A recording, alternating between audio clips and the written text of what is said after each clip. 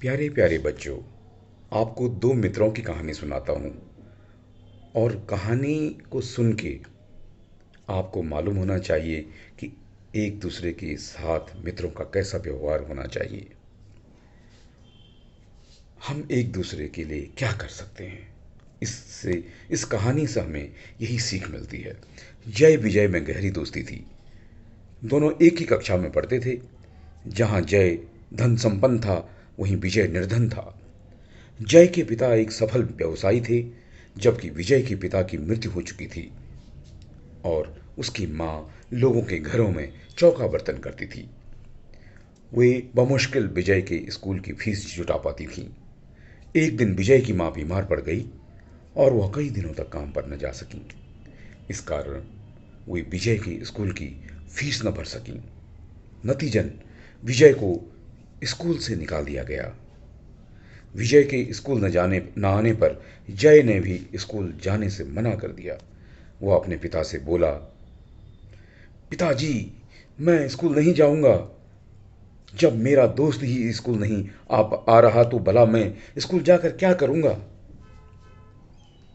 पिताजी ने कहा, अच्छा बताओ, तुम्हारे दोस्त स्कूल क्यों नहीं आ रहा है। वह फीस नहीं भर सकता। वह बहुत गरीब है। उसे स्कूल से निकाल दिया गया है। यदि वह नहीं पढ़ेगा तो मैं भी नहीं पढ़ूंगा। जय ने पिता से कहा, अगर मैं तुम्हारे दोस्त की फीस भर दूं तो। पिता ने कहा, यह तो बहुत अच्छा होगा, पर आपको हमेशा उसकी फीस भरनी होगी। जय ने पिता से वादा देते हुए कहा, हाँ बाबा हाँ, आज से तुम्हारे दोस्त की पढ़ाई लिखाई का सारा खर्च मैं उठाऊंगा। अब तो स्कूल जाओगे ना। पिता ने जय से पूछा। जरूर जाऊंगा पिताजी, आप बहुत अच्छे हैं, कहकर जय पिताजी के गले से लिपट गया। अब जय विजय दोनों फिर से स्कूल जाने लगे। युवावस्था में पहुंचते ही विजय ने पढ़ाई छोड़ दी और अपने पिता के व्यवसाय में हाथ बटाने लगा। विजय की पढ़ाई बदस्तूर जारी थी। उसकी पढ़ाई का पूरा खर्च जय के पिता ही उठा रहे थे।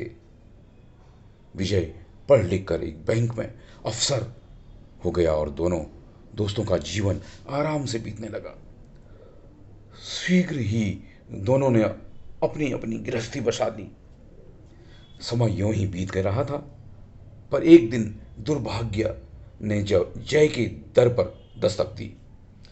जय को व्यवसाय में भारी नुकसान हुआ और उसका सब कुछ नष्ट हो गया।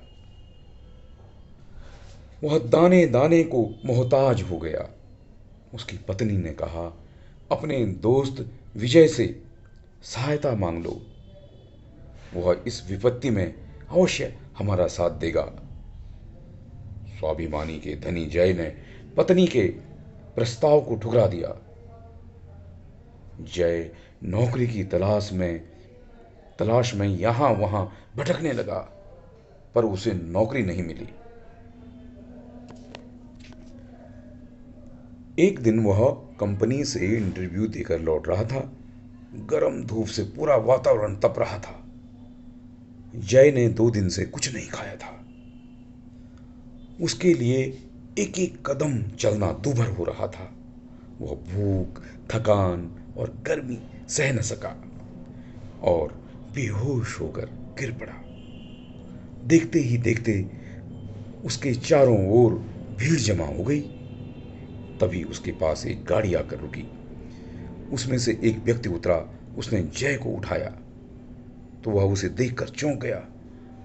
उसने जय को अपनी गाड़ी में लिटाया और उसे अपने घर ले आया। वह व्यक्ति और कोई नहीं, जय का दोस्त विजय था। वह जय की ऐसी हालत देखकर बहुत परेशान था। कुछ देर बाद जब जय को होश आया तो वह अपने सामने विजय को पाकर हैरान रह गया। उसे होश में आया देखकर विजय बहुत खुश हुआ। उसके गले से लिपट गया। दोनों दोस्त बहुत देर तक एक दूसरे के गले मिलकर रोते रहे।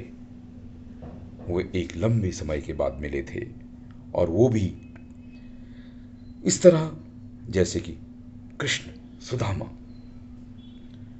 फिर संभलते हुए विजय बोला, जय, तुम्हारी यह दशा कैसे हुई? और तुमने मुझे कुछ बताया भी नहीं। बताओ न दोस्त, क्या हुआ? सब कुशल मंगल है तो है? जय हालात के थपेड़ों से बुरी तरह टूट चुका था। वह रुआंसा होकर बोला, दोस्त क्या बताऊं, सब कुछ खत्म हो गया। फिर उसने विजय को पूरी बात बता दी।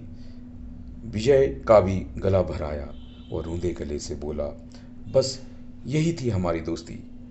क्या मुझे इस लायक भी नहीं समझ तुमने मुझे इस लायक भी नहीं समझा कि तुम्हारा दुख बांट सकूं। अरे पगले, मैं आज जो कुछ भी हूं तेरी बदौलत हूं।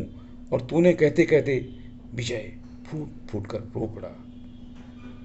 अगर मैं तुझसे कुछ मांगता तो वह स्वार्थ कहलाता? नहीं, अगर मैं तुझसे कुछ मांगता तो वह स्वार्थ कहलाता। जय ने संकोच पूर्वक कहा। अगले दिन जब विजय के ऑफिस गया तो उसने उसे अपने रिस्क पर लोन दिलवाया। उसने लोन से व्यवसाय फिर से शुरू किया। वह पहले से भी अधिक परिश्रम से अपने व्यवसाय को चलाने में जुट गया।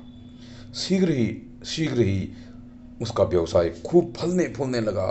वह अगले 2 वर्षों में ही पहले की तरह धन संपन्न हो गया, और उसने धीरे धीरे बैंक का लोन भी चुका दिया।